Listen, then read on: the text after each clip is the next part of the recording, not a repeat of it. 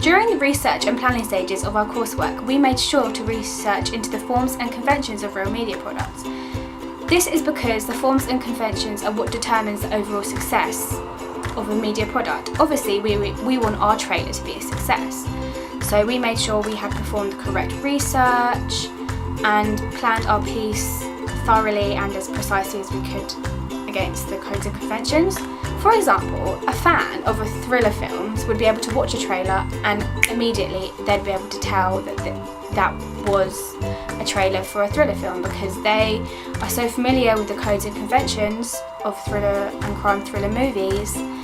They would be able to know straight away, and this is what we wanted to create with our trailer. We wanted it so people would watch it and know, bam, that's a crime thriller film. We didn't want anyone to be like, oh, is it a crime thriller? Is it a horror? Is it like a historical film? We wanted them to know, and that is why looking into the codes and conventions was so important. The first thing we decided to look into was the codes and conventions of a thriller and crime thriller trailers. This was vital because we needed to make sure we included these in our final piece so it would be a success. During our research, we found out that fast-paced cuts were a very common theme in thriller and crime thriller trailers. Therefore, we used this and made sure we included this in our final piece. However, we did discover that the music used in thriller and crime thriller trailers is usually very fast-paced and keeps up with the action shots, but we decided to challenge this convention and use a very slow-paced song, which is different, but it actually turned out to be one of the best decisions we made, and we're all very glad we challenged this convention because looking at our audience feedback, a lot of the audience said that was one of their favourite parts about the trailer, like the slow song and how it fitted like the dull and distressing theme of the film. So we're very glad we challenged that media convention. Whilst performing our research into analysing film trailers, we discovered the location often is regular places such as schools, regular streets and forests.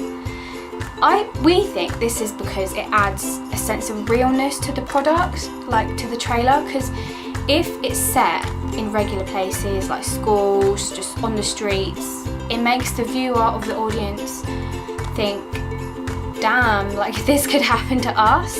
Like, it's scary how real the film is. So we decided that it was important to stick with this code and convention, and we used forests and schools and streets because overall we just thought it made the trailer a whole lot scarier knowing that it's happening in regular places, it could be happening around, like it just makes it much more scary and makes it easier for the viewer of the trailer to immerse himself into the film because they feel like this could be happening to them.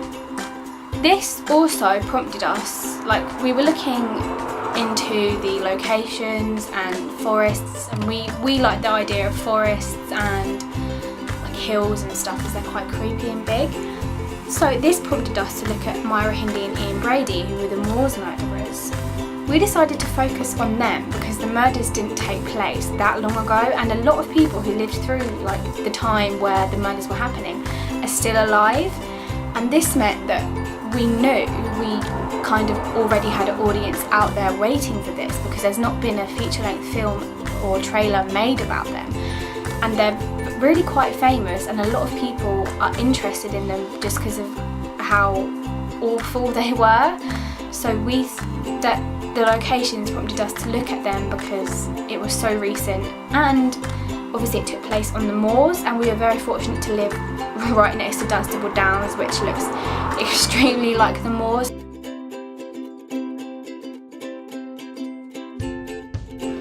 For our ancillary task, we decided to make a film poster and a magazine cover. The film poster is used to advertise the film and to inform the public of the release date and kind of give an insight of what it's going to be about. It's very important that our poster doesn't give away too much of the plot because we want people to be just intrigued enough to want to go and see it. We also wanted to make sure that our ancillary task linked directly to our movie to create like the optimum effect for advertising. We wanted audiences to be able to instantly see it and link it back to the trailer that they've seen. We want them to be easily connected. I think that our film poster directly links to the trailer, as we have got the main character of our film, Byron, on it, as well as the secondary character, Adele. The placement of the two characters on the poster is really significant because it shows the audience that Byron is indeed the main character, which you can also see from the trailer, so it links really well. And we can also see that Adele, who is slightly in the background behind Byron, is going to be another significant character in the movie. We decided to call our film The Moors because it makes it obvious where everything that's going on in this movie is happening. It's the most important aspect, in a way, of the film. The fact that the name is so short is really quite effective as well, and when we were putting this onto our poster, we kept it all lowercase because it links to the kind of theme of children in the film. It links to it because children don't actually learn uppercase letters very well when they're young. They relate much more to lowercase, so we thought it would be a good idea to keep it all in lowercase to kind of continue that theme of children being in the film. We also made some of the text on the poster red to connotate themes of danger and blood and violence and whatnot, because there is going to be quite a lot of dark themes in the trailer and the movie, so we thought that would link quite well and kind of give the audience an idea of what to expect in this film. For our second ancillary task, we decided to do a magazine cover, and this time it was based around the actor who played the character instead. We had Ruben Zaldúa, who played our main character, on the front cover, and we made the magazine more appropriate for films so that it all links, and it's supposed to be based around an interview with the actor. We thought by having it black and white it would tie in well with the theme and genre of our trailer.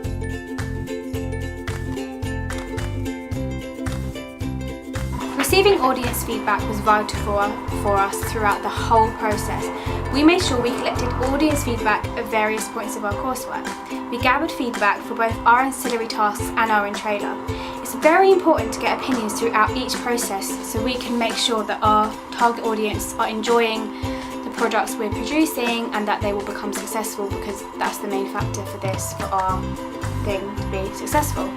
The audience feedback on our first draft was extremely helpful, as all of the feedback commented on the voiceovers. Everybody said it was hard to dictate what the voiceovers were saying, which made the storyline hard to follow. We think because we spent so much time reviewing the clips and editing them together, we didn't realise how unclear it was to the viewer what they were saying, and this made it very hard to follow the storyline, making the trailer less enjoyable. Voiceovers are a crucial part of any trailer, and the fact that ours was unclear was a big issue because this could make the whole trailer unsuccessful. So we made sure that we improved by refilming some of the voiceovers. For our second draft, our audience feedback was the most important, as it was the last draft before our final piece. This is when we got told by a few members of our audience that fit in our age range that some of the clips of the trailer weren't working well. One clip that came up a lot was of Byron and Adele, and they were standing in a park, and it was very clear that the actress who played Adele didn't look like in the best of mood, and it like ruined the whole feel of it just ruined the whole feel of the film. Even though the vibe of the film is very like dull and somber, it's like my acting wasn't quite capturing the vibe correctly, and this isn't what we wanted, as we wanted our trailer to be atmospheric and dramatic and fast-paced and like gripping, and my acting in that scene just kind of ruined the flow. This left us with two options, which was to refilm the clip or replace it with another one we'd already used. We as a group decided to view clips we had not used, and we found a perfect shot to replace it with. We decided to use a clip that had already been filmed, as the actor who played Byron since we'd filmed, he made like quite a dramatic change to his look, and if we decided to refilm that clip, it wouldn't work because he would look completely different, so that's why we decided to use a new one. But it actually worked really well, like it was such a good decision, and our audience, they really enjoyed the new clip, so that was a really good decision on our part. When it came to the audience feedback on our final trailer, we were delighted to find out that some people who thought the audio was unclear were very pleased with the new audio. Our final draft of our trailer had the best audio because we spent quite a bit of time refilming it and like playing it back and making sure it was clear. So our final trailer, the audience loved it, said that it was easy to follow, loved the shots, especially the voiceovers. And this gave us great confidence in our final trailer because it appealed to our target audience. So therefore, it seems like it would be a success, which is overall what we want. We want our trailer to be a success. Our ancillary tasks were a magazine cover and film poster were an overall success. This was perfect because we needed to make sure they both appealed to our target audiences. Therefore, after each draft and each task, we asked our target audience for positive and negative feedback, as it's what determines our product's success. This meant that people who enjoyed it would create word of mouth. So if someone liked it, like the ancillary task, they're likely to go and tell their friends about it, and then they'll go and look at the ancillary task, then look at the trailer, then want to go and see the film. So it was very important that our ancillary tasks were effective and fit in with all the codes and conventions, because it will also lead to the popularity and success of our trailer, which is what we need. The audience feedback for our ancillary tasks was extremely important, as we wanted them to be just as successful as the main trailer. We were happy to find out that the feedback on our final drafts, both tasks, recognised the improvements we had made. This reassured us that we were making progress with our ancillaries. For example, one person said they loved the changes we had made from the first draft to our final piece. This made us realise that we weren't changing things for no reason. Like, sometimes we look at the audience feedback, we'll be like, oh, we like that bit, but then obviously we took what they said on board and changed it, and then by our final pieces we realised that those changes were for the better and that our target audience were correct, because the whole overall look of the magazine cover and the film poster are just amazing, and if it wasn't for our audience feedback we wouldn't have been able to get there, because we would have stuck with what we wanted and it may not have been as successful. So we are very, very grateful for our audience feedback for both our main trailer and our ancillary tasks.